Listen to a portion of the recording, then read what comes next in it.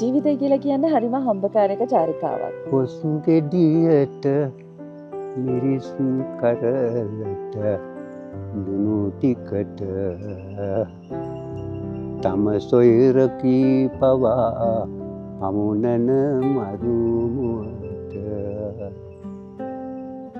මිනිසුන්ගෙන් පිරුණ මේ තිරිසන් ලොවට ඉරු සඳු දෙදෙන පායා එනවද කුමට.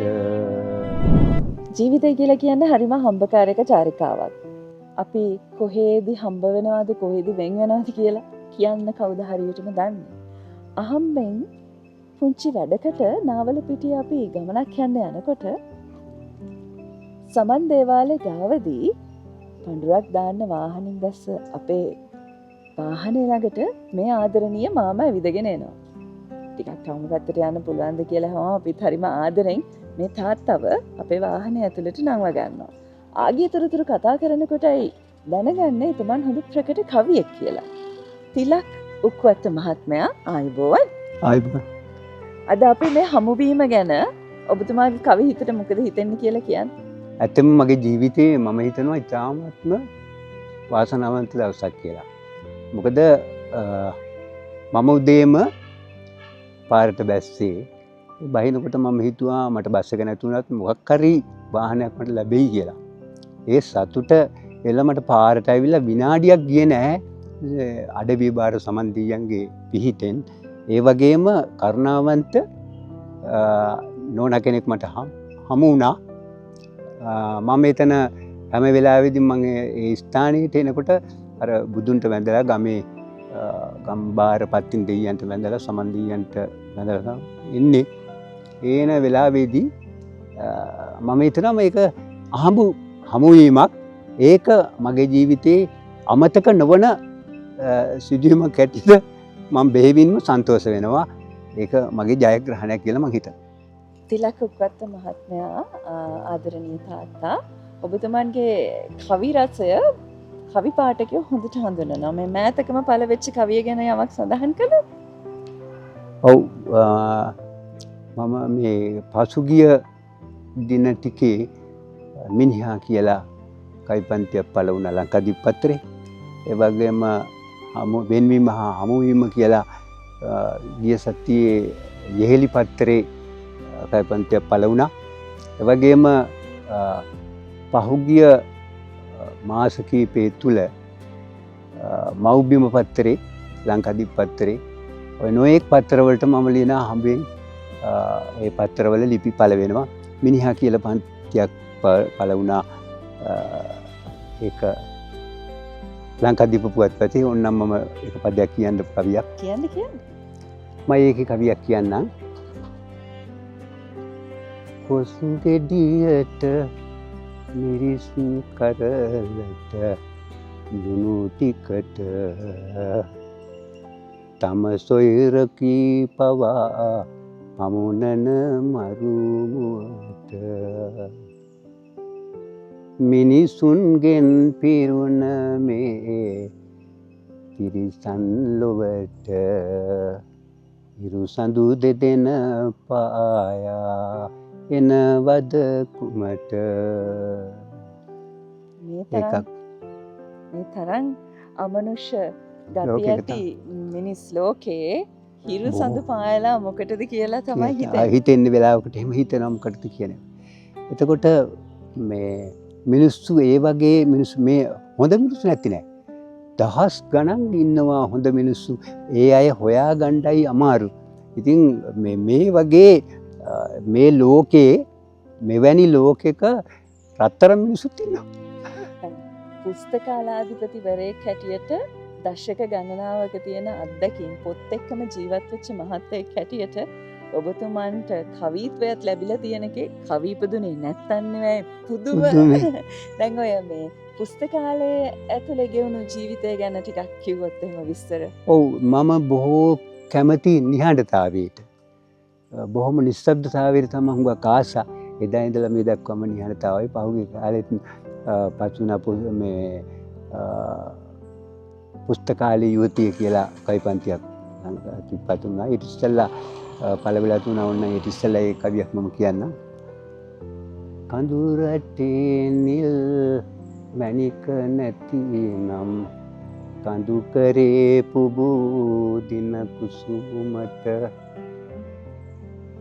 කලාකාමින් සතුට දක්වයි පිවිතිකම ඇති නිසා කදිනට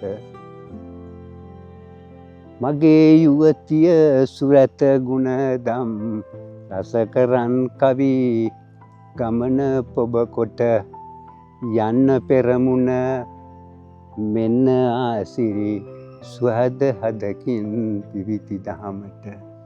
හරි. දැන් තමයි කතාවේ ලස්සනම තැනට එන්න කියලා මට හිතෙන අපේ මේ කෙටි හමුවීම ඇතුලේ. දැන් තිලක් උප්පත්ත කියන මේ සුන්දර කවියගෙන් මම විමසන්න කැමතියි එතුමන්ට එතුමන්ගේ ආදර බඩ බිරිඳ හමු වුණු විදිහ. මොකද ඇය පුස්තකාලාධිපතිනිය. ඔව්. කියන්නකෝ මේ කතාව කොහොමද? මේක ඉතාමත්ම රසවත් කතාවක්. මේ ඇය මගේ පුංචි මාමගේ බාල දියණිය අහම්බෙන් වගේ දවසක අපි දෙන්න හමු වුණා. දිනක් ඒ කාලේ පාසල් අවදියේදී මම වැඩිපුර බොහෝසේ මං ආදරය කරේ පරිසරයට, සුන්දර පරිසරයට මං ආසා කරා. එවන් දවසක ඇය මාමත් සමග සහෝදර ගැලත් එක්ක මේ අපේ ගෙදරට ආවා. ඒ ආපු අවස්ථාවේදී අපි දෙන්න මේ ජම්බු කඩන්න ගියා. ගහේ පහල ජම්බු ගහක් තිබුණා. ඒක ජම්බු කඩන්න ගියා. ඒ ජම්බු කඩන්ට ගිය වෙලාවේදී මම ජම්බු කඩලා දුන්න ඇයට ඇය ආදරෙන් ඒක පිළි අරගෙන කෑවා. කාලා මේ ටිකක් දුරට එනකොට ඇයගේ ඔරලෝසු වැටිලා. ඉතින් මට මම ආයෙ ගිහලා ආයෙ බොහොම අමාරුවෙන් ඒක හොයලා දුන්න ඇයට. ඉතින් එතන තමයි මගේ මුල්ම හමුවීම. අපි දෙන්න එතනදී හම්බුණා, වචන කීපයක් කතා බස් කරා. ඊට පස්සේ කොහොම හරි ආයෙසරයක් දවසක් අපි දෙන්න මේ චිත්‍රපටියක් බලන්න යන් කියලා ආරාධනය කරා මට. ඉතින් අපි දෙන්න ගේ ගමන ගියා. යනකොට ගිහිල්ලා අපි හොරෙන් තමයි මේ හැමදේම කරේ. ඉතින් හොරෙන් ගිහිල්ලා එනකොට අපි දෙන්න මගදී පාරේදී හම්බුණා මේ නාලුපිටි නගරයේදී. ඒ හමු වෙනකොට ඇගේ සොහොයුරා එවකට සහකාර මැනුම්පතිවරයෙක්. මේ අය මම දන්නෙත් නෑ. අපි දෙන්න කුඩේ මහ බැස්සි කුඩේ ඉහළගෙන එනවා. එනකොට මේ පාරේ එකපාරටම ඇවිල්ලා කාර් එකක් නැවතුවා. කාර් එකක් නැවතුවා නගින්න කාර් එකට කියලා කිව්වා. එතකොට තමයි මම දන්නේ ඇගේ අයියා කියලා. මම ටක් ගාලා මාරුණා. මාරු වෙලා ගියා. මම මාරු වෙලා ගියා යන්නේ නංගි කාර් එකට දාගත්තා ගියා.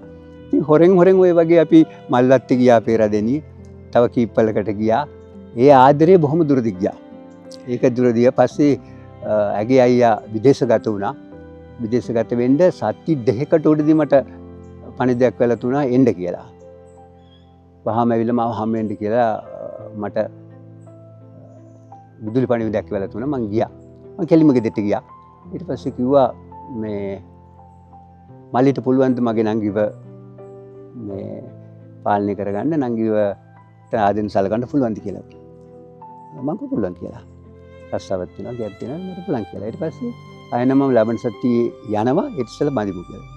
ඊට යනකොට බඳින්න ඕනේ. ඉතින් අන්තිමට අවසානයේ ගහත්තාම කෙටි විවාහයක්, කෙටියෙන් වුණත් හොඳ ලස්සන විවාහයක් ගත්ත අරගෙන අපි දෙන්න පුළුවන්. ඔබ තමයි මගේ අතීතය. ඇයට ලියපු ලස්සනම කවියක් මතක් කරන්න කියලා කිව්වොත් මතකෙට එනවද? ගොඩාක් ඒවා ලියලා තිබුණා. දැන් නම් ගොඩක් අමතකයි වගේ මේ. එහෙනම් අපි දැන් කවියක් කියමු. එතුමියට. රස ලෝකයට මෙය පණිවුඩයක් වේවා. රසිකත්වය මල්මින් විකසිත වේවා බිහිව හොත් මලක් මේ අදහස් ගාවා ඒ මල් කැකුල තුල ඔබ සැම සැඟවේවා